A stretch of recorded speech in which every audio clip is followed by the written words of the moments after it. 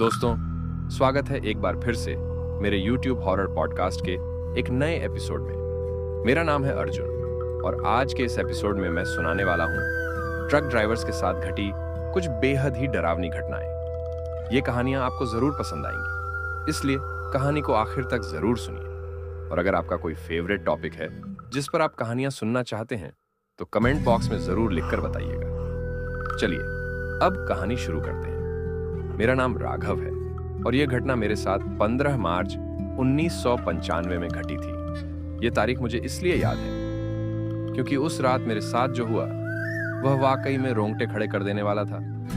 उस वक्त मैं एक ट्रक ड्राइवर था और आमतौर पर रात के समय ही ड्राइव किया करता था। उस रात भी मैं खुर्शीदगंज के एक घने जंगल के बीच के हाईवे में ट्रक चला रहा था। आसमान एकदम साफ था, तारों की झिलमिलाहट इतनी तेज थी कि ऐसा लगता था जैसे कोई जादू।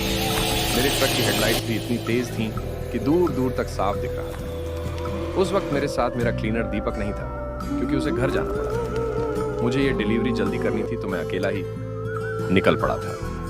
वह सड़क सुनसान थी और कोई और वाहन दिखाई नहीं दे रहा था। मैं बहुत थक चुका था और एक अच्छी जगह पर ट्रक रोककर आराम करना चाहता था। तब मुझे सड़क के किनारे कुछ पुराने खंडहर जैसे घर दिखाई दिए। मैंने सोचा कहीं मैं गलत रास्ते पर तो नहीं आ गया, लेकिन फिर मैंने सोचा यहीं आराम कर लिया जाए। मैंने ट्रक रोका और चाय पीने के लिए उतर गया। थोड़ी देर टहलते हुए मैंने पास ही एक पुरानी एम्बेसडर कार देखी।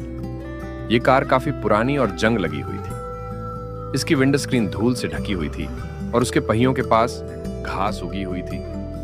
ये कार काफी समय से वहां खड़ी लग रही थी और मुझे लगा कि यह किसी के काम नहीं आई। मैंने पास जाकर चाय पीते हुए उस कार को गौर से देखा, लेकिन तभी मुझे पीछे से एक आवाज सुनाई दी, जैसे कोई टीन के दरवाजे को खोल रहा है। मैंने मुड़कर देखा तो आवाज एम्बेसडर कार के पास से आ रही थी। जिज्ञासा में मैंने कार की डिग्गी को खोला और अंदर देखा तो कुछ पुराने कपड़े रखे हुए थे और 3 खाली शराब की बोतलें थी। अचानक मेरी नजर एक खून से सनी कमीज पर पड़ी, जिससे मुझे थोड़ा डर लगने लगा। मैंने जल्दी से कार छोड़ दी और अपने ट्रक की ओर बढ़ने लगा।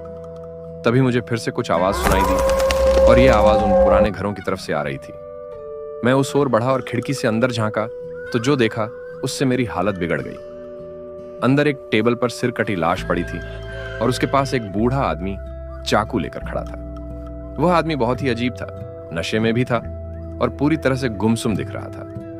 मैंने सोचा यह क्या कर रहा है। तभी उस बूढ़े आदमी ने मेरी तरफ देखा और गुस्से में फुफकारते हुए मेरे पास आने लगा। मैं डर से भागा और अपनी जान बचाने के लिए ट्रक की ओर दौड़ पड़ा, लेकिन वह आदमी मेरे पीछे दौड़ रहा। गनीमत रही कि मैं ट्रक में बैठकर तुरंत भाग गया। मैं बैक मिरर में उसे भागते हुए देखता रहा, लेकिन जल्द ही वह अंधेरे में गायब हो गया।